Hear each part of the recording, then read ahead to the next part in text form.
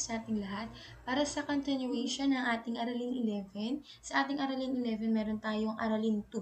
Ito ang pagsulat ng unang borador. Ano nga ba ang borador? Ang borador in English, ito ay draft.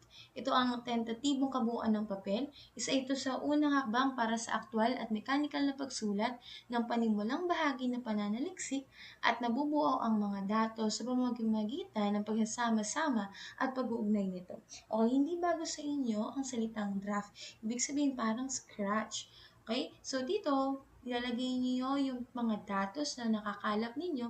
Ngayon, dito nyo rin mapagsasama-sama. Ano ba yung same information or connected na mga impormasyon na nakukuha ninyo.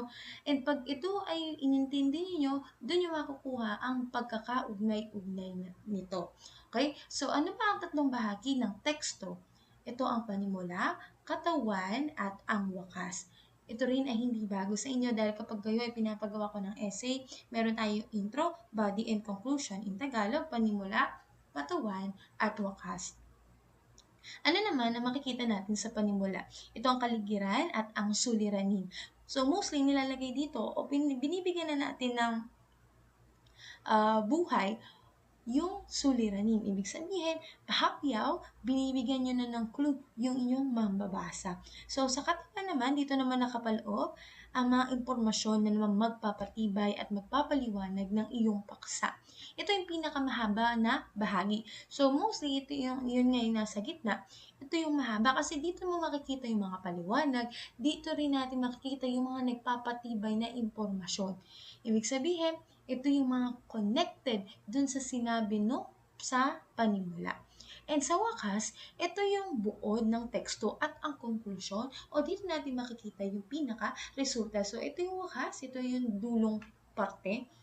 So, dito makikita yung buod. Ano ba yung sa dami-dami yung sinabi sa introduction at sa katawan? Ano ba iyon? So, doon natin yung mababasa sa wakas. Ngayon, ayon kina Bernales et al. 2012, ang hakbang na ito ang nakakaaliw at nakapapagod na bahagi. Pagkatapos ng mga paghahanda bago sumulat, dito masusukat ang iyong kasanayan sa pagsusulat. May mga simpleng bagay upang mabuo ang ninanais na teksto. Ano nga ba yun? Magsimula sa isang paksang pangungusap. Simulan sa paksang pangungusap ang iyong unang talata, mainam na sumusuporta sa paksang pangungusap ang bubuo sa unang bahagi ng unang talata. So sa panimula, syempre dapat lagi tayo merong paksang pangungusap.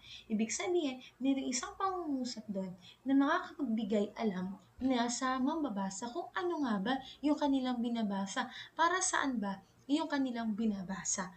Diba? Sabi natin, pagka sa introduction o sa panimula, ano yung mostly na nilalagay natin? Quotation about sa paksa. Kapaliwanagan about sa paksa. One-liner about dun sa ating paksa. Mostly ito ay one-liner. Bakit? Kasi dito sa one-liner na yun, malalaman na agad ng mambabasa para saan at ano ba yung kanilang binabasa.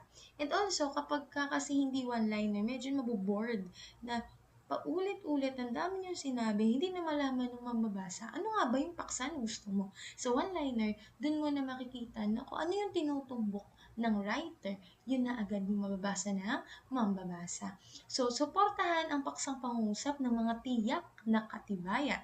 Nararapat na maipresenta ang mga tiyak na detalye tulad ng halimbawa ng pangangatwiran, ebidensya, at mga halimbawa sa iyong teksto upang maging kapanipaniwala at mahikayat ang ating mambabasa.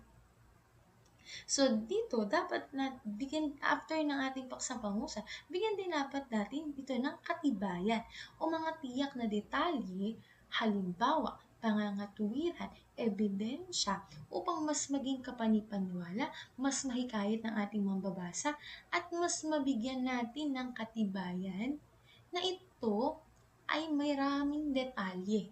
Ibig sabihin, sa mga pangangatwiran, doon natin malalaman yung katwiran about dun sa paksa. Okay? Yung mga ebidensya, mas lalo na halimbawa. Okay po? So dito, ayusin at pansinin ang pagkakaugnay-ugnay ng mga ideya. Obserbahan ang pagkakaugnay-ugnay ng mga ideyang pinasok. Dapat isaisip ng mabuti upang di maguluhan ang mga mababasa sa tekstong binabasa. So, gaya ng sinabi natin nung una, dapat alamin natin pagkakaugnay-ugnay ng mga detalye. Dahil kapag ito ay gulo-gulo, mahihirapan ang inyong mambabasa na intindihin or unawain ang gusto mo iparating sa kanila. And also, dapat yung ideya na ipinapasok or mga impormasyon na ipinapasok mo sa iyong sulatin ay dapat konektado sa isa't isa. Hindi yung about politika ang gusto mo, tapos biglang magkakaroon ng recipe dyan. So, ibig sabihin, dapat ugnay-ugnay din. Dapat iisa lang din ang iyong tinutumbok. Yung halimbawa mo, connected sa paksa mo. Okay po? So, isulat ng malinaw or error-free ang pangungusap. Hindi dapat isawalang bahala ang mga tamang istruktura o kaayusan ng gramatika o maging simpleng paggamit ng mga bantas. Hanggat maaari ay error-free ang kabuuan ng ating teksto. Siyempre lahat naman, dapat error-free, dapat walang mali, dapat may tamang paggusto na pinagdaanan. Ibig sabihin, dito pa lang, nalalaman nyo na kung ano ba yung mali para iman ito ay maitatama na. Siyempre, ano ba yung mga tinitignan nating mga kamalian na dapat nating itama? Mostly gramatika, bantas. Okay po. So, dito, dapat alam natin kung ano yung mali para ito ay matatama natin at maging malinaw sa atin para ito ay maging maayos at maging tama ang estruktura. And ayon rin kina Brandil et al. 2016, ang mga sumusunod ay dapat na isaalang-alang sa pagbuo ng burador or draft. Magbalangkas sa paraan konseptual, pangusap, patalata o biswal na paraan gamit ang grapikong pantulong. Ayusin o ihanay ang pangunahing ideya patungo sa tiyak na ideya o konsepto. Posibleng gumawa ng sariling pananda o highlighter upang matukoy ang dibisyon ng mga konsepto. Gumamit ng mga akmang salita batay sa hinihingi ng akademikong sulatin o pananaliksik, maikli, malinaw, formal at intelektual na wika ang gamitin. Okay, so mostly, dapat hindi wikang balbal ang ating gagamitin.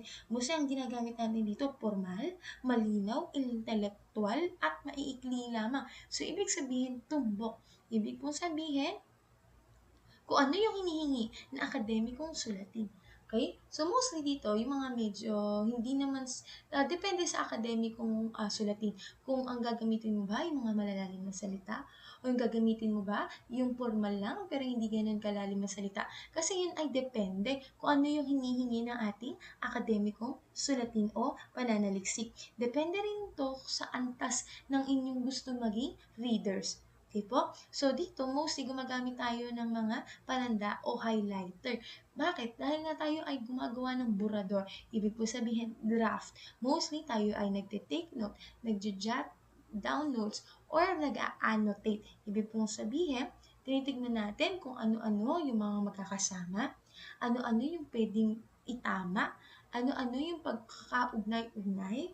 So, dito, mas nalalaman natin kung ano yung mga dibisyon ng konsepto, mapagsasama-sama natin sila.